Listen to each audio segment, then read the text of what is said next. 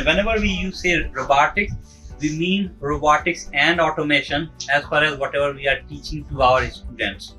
Robotics means any part, typically in very simple word, anything that's manual, that has mechanical part that moves, that can be programmed to move around.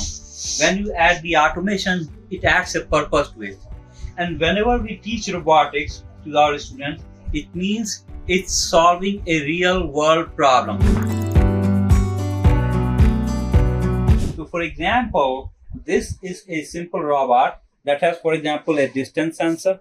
It can detect some object is in front of it, and based upon that, it can take a left or a right turn or something.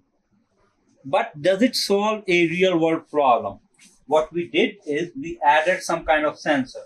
For example, this is a gas sensor that can detect a carbon dioxide, carbon monoxide, or any kind of sensor. This is a humidity and a temperature sensor. And what we do is we can detect if something has a very high temperature.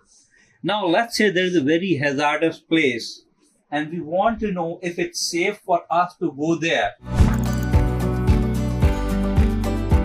So my robot, using this remote control, can be attached. Using this remote control, I can take it to that place.